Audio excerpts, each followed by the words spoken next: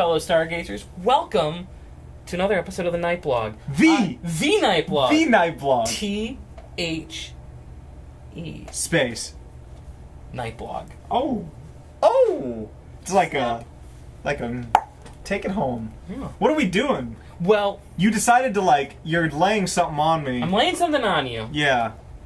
So I've been a dad for 2 months now. Yes. My daughter is 2 months old. Okay. And you're doing great so far. She's still alive? 2 months is You know what? you're doing it. I'm batting 1,000 at the moment. You said she started smiling, right? She is smiling. So she's not miserable. She's not miserable. She is alive. All the time. She's alive, somewhat happy, and very poopy, just like her dad. Batting 1,000. I'm actually amazed at how loud this little 10-pound 2-month-old can fart. It rivals me at times. Oh, I yeah. love it. Yeah. I love it when you can tell she just sits there, and I realize there's something we have in common. We grunt when we poop. We can tell when she's pooping. She'll be lying in her bed, just go, and she'll do this for 20 minutes. Well, that sounded like Frankenstein's monster. Until finally, and then she goes. You can hear a sigh. That sounds like a Sprite commercial. and then I realized I was at work. Thankfully, I was in the office by myself this day. This happened because my boss had to leave early for something, and I'm in the bathroom, and I'm just with everything that went on last year. Sometimes it just doesn't feel good. It's something I go, and I realized, I'm like my daughter. I grunted just trying to get everything out. You had a special moment. I had a special moment. She's my daughter. Yeah. I didn't realize I do that, but I guess I do that now. I would like to talk about the physics just real quick, okay. And we can brush over this because it's disgusting. No, I want details. Go on. The butthole. The fact that regardless of the ratio of our size to the size of the butthole, farts always sound the same girth and depth and timbre of what they are. Yeah. It's it never leaves the... it's always there. Yeah. As you get older and bigger, it doesn't adjust. The only thing I will say is I lost enough weight that sometimes I'm standing just right, and the cheeks aren't fully touching, and you just hear a... And a couple of times it's happened, and I sit there and just I'm that was so unsatisfying. That doesn't do it for me. You see, for me, when that kind of thing happens, I actually have to check, did I just mess myself? Because it's clear air. Yeah, well, no, because I have that problem now where I'm I shouldn't trust this one. Yeah. Because just, that's what happens. Just you. 2 feet of So what are we intestines doing? Well, okay, so you've been a dad. Your son's going to be 4 this year, right? 3 Yeah, or 4? October. 4. Uh-huh. Wow. So you have a few years on me. Yeah, just a couple. A few years. So I thought, I should get some words of wisdom.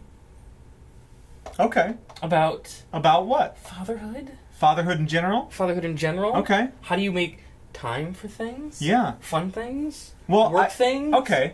Responsible things, and yet still take care of your child. Yeah. And at what level, especially since, we're in the nerd culture here, at what point do you start showing Arkham, and what games do you show him, and what games do you try and get him to play? Yeah. Has he taken an interest in anything? Okay. All the above. Yeah. The greatest wisdom J. Michael Keebz could give me. All right. Well, fatherhood. let's start with time. Okay. Because it starts off right when they're as little as yours is. Mm-hmm. Is you try to mix and match what you're doing with what they're doing, because they're still an age where they're not really taking in content.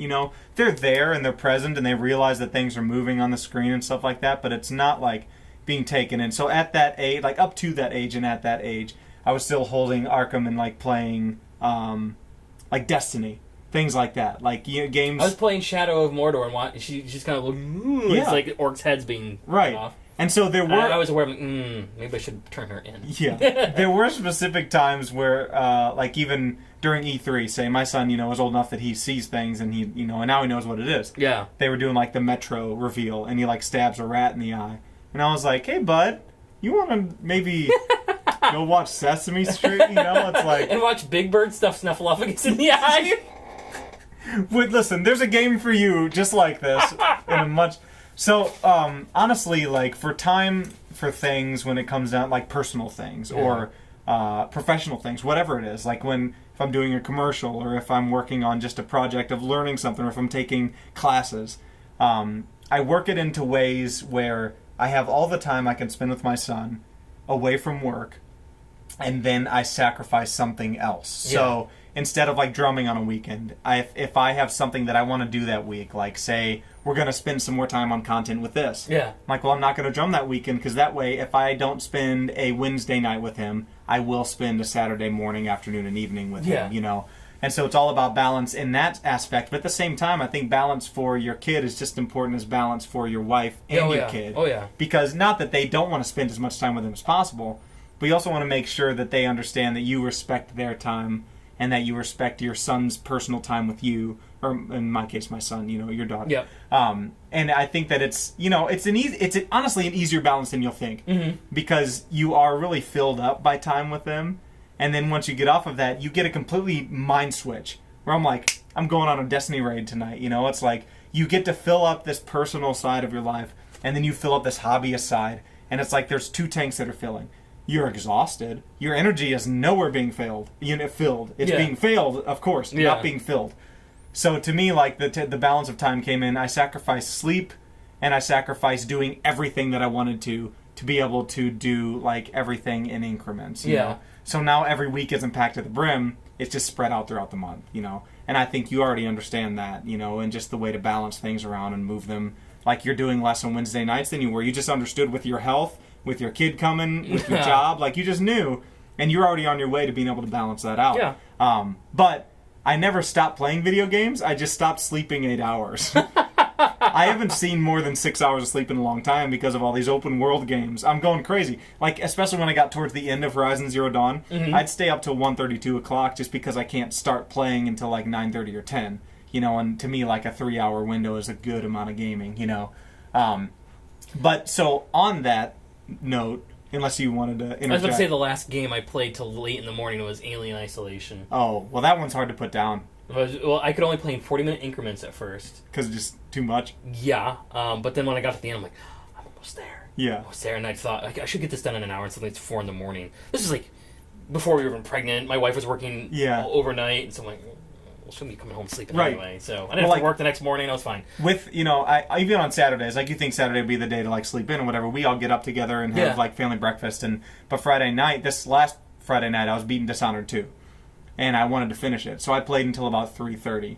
And then he gets up at 7. So then I'm up at 7. And you just learn to deal with those things, you know? Because then I went out and drummed, you know? So it's like, I had nothing, but I had a lot of fun, you know, getting up with him still and like playing my game till 3:30. I had it all. It's just you learn to kind of sacrifice things like sleep, you know, to enjoy everything. And I know it sounds worse than it is. Yeah. It's not that bad. But then on that note, like talking about, you know, what content he likes that I like.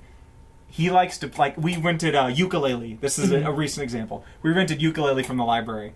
And there's things in it called pages. It's what you collect. Instead of, you know, you collected jigsaw pieces in Banjo-Kazooie. Now they're pages. Yeah, just exactly. Swap a couple letters here and there. And I came home after we played it once. We played it once. I come home the next day from work and he goes, oh, Daddy's home. Can we play pages? And I was like, yeah. Like, that's awesome. So we've been playing a lot of that. He loves to play Mario Kart all the time. For a while he liked the horse game, which is Zelda. Okay. So we play the horse game, but I would never actually play. He would want to get on the horse, get in the water, and do some other things like throwing stuff at people. He thinks they're hilarious, you know. So we play games together in like his way, and I'm okay with that. Even any way that he's into it, like for a while he actually said the words Star Fox, like, can we play Star Fox? And every time I was like, oh, I've done it, like this is my boy, you know. So now it's getting to the point where he is interested in some video games I like. He's interested in some movies that I used to like Pixar movies or like Disney movies that I want to still take in. I'm trying to get him into Muppets. I'm trying hard. I'm trying to do like Muppet Treasure Island and Muppet Christmas Carol. I'm like, watch it and love it, and then ask me to watch it. And you know, I had him into Pokemon hardcore for a while. But the anime got kind of boring for him because there is a lot of talking. You know, I understand. And it's like static shots with just the mouth moving. Yeah, and I know for us it was different because we didn't have any better. But now they've got full 3D interactive like Netflix originals all the time. You know. Well, I remember watching like old Speed Racer cartoons as a kid. Yeah, those were bad. So I already had like, anytime I'd see the art style, I'm like, oh no, it's one of these cartoons. So I was turned off by Pokemon at first as a kid because it reminded me of Speed Racer. Which I totally understand. Thought it was like, my cousin Ryan and I would watch it and just. There's one episode of Speed Racer where we just laugh our butts off at. It's like a demolition derby, and it's so poorly animated. You're seeing like top down of cars And it was just, like so dramatic. And it was so dramatic, and we're just laughing and laughing at how bad it was, like 10 o'clock at night on a Saturday night. It was great. Well, I will say we're in a really cool golden age for gamers or just entertainers, because, Star Wars and everything, where we can start to introduce these types of entertainment and stuff to them in ways that are borderline, like, just straight up educational. Like PBS stuff. Yeah. That you can show it to them on a tablet. They start playing with a game, then you're like, okay, now play that game, but with Pokemon on it. Okay, now let's bridge you over into Mario Run. You got things like that on your tablet and things like that. And you just slowly start, like, sprinkling it in. You get Salt Bay, tossing that in there. And he just starts to love these video game things. And it's a slow climb. At 3.5 years, like, I'm starting to get to the point where he wants to play Star Wars Battlefront and stuff like that, just on his own volition. Yeah. And that's really exciting. But it's just, over time, you still go with what they want and stuff that is really beneficial to their development of their mind, and everything. But then you start moving into stuff that's not development of the mind. It's just fun, but it's things you like, too. And there's also things that kind of can ignite the imagination. Exactly, yeah. So we're playing, like, games when I was a kid. There's the Nintendo and Super Nintendo games, and I was bad at them as a kid, so I ended up just going out and pretending to use my imagination, because I was good at that. Right. Well, like, I pretend to be Mario for him all the time, and he'll want to be Bowser, and, like, I put him down for a nap one day, and I go downstairs on the monitor. It's like he's laying there. I thought he was asleep, and I just hear, and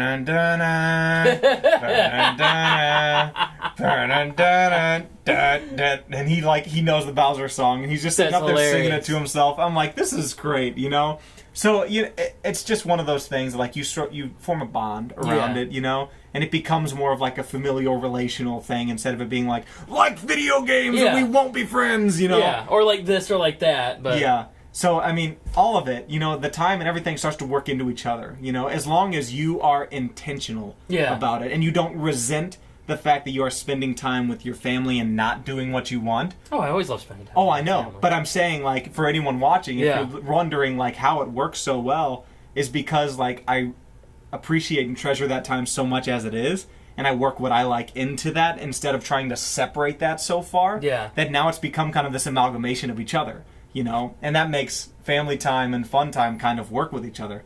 But I still don't sleep, and I have energy drinks all the time, but I'm happy as I'll get out. My heart's pounding as fast as a hummingbird. And I'm pacemaker right now. I'm definitely going to die, but I'm going to die so happy.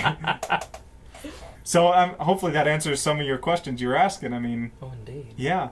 It's just been fun being a dad so far. It is really fun, isn't it? Yeah, like, and I don't feel like... I feel like it might have been different in the past where dads had to always have kind of that demeanor that, like, you gotta be real buff and you want to do yard work and, like, you love to just be out cleaning the car for 2 hours instead of being in with your family. Like, I'm very much, like, I don't want to do any of that.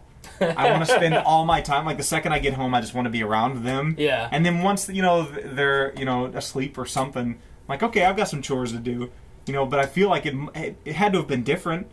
I remember even watching old movies or shows, like, they're always out fixing something that doesn't just turn on a wrench on something that doesn't need fixing, Like, I'm like... What you doing, Dad? Just turn on a wrench. Oh, I won't bug you then. Loosen it, tighten it. It's like the dad from that 70s show. Yeah, just doing random stuff. Yep. But now I feel like we've gotten kind of in this pansy style of things in a good way. I don't know. More relational style. It's not a pansy thing. No, I was just comparing to, like, old hard chests, Because even my grandpa, like, he's always doing in a good way. He always has something to do. He's a taskmaster. Yeah. But I like to, like, turn everything off, and it's just like all I can focus on is what's happening right here, and then we'll move on to other things later. Maybe it's because I don't have the mental capacity after work to then taskmaster and be relational. Yeah. But I don't know. I feel like there's a way to work everything into each other. And being a dad's really cool. Being a husband's really cool. Like, it's all fun. And being a gamer is still really cool. And none of it has to go by the wayside to make the others excel. That's all I got. I just have fun spending my mornings with my daughter. Because I wake up at like 6:30 for work. Even though I don't have to. Yeah. I just like having 45 minutes or so to kind of wake up, have a cup of coffee. That's a great way to start your day, yeah. And if she wakes up, I'll just change her, feed her, but lately she's been sleeping in more now. So she'll, like, wake up when I wake up, but the second I pick her up, she's out again. So I'm like, alright. So I'm holding her as I'm, like, making my coffee and mixing everything together, and I just sit down on the couch, drinking my coffee, holding the sleeping child. I'm like, this is awesome. Yeah. this is you're going to be awake for your mom when I put her down, but I have to go to work anyways, and she gets to deal with that. And I'm just going to go to work, and I get the peaceful, fun cuddle time. She gets the screaming, crying, I'm hungry, baby time in the morning. Well, then you win. I do win. You win. Well, Dad. Dad. Couple dads.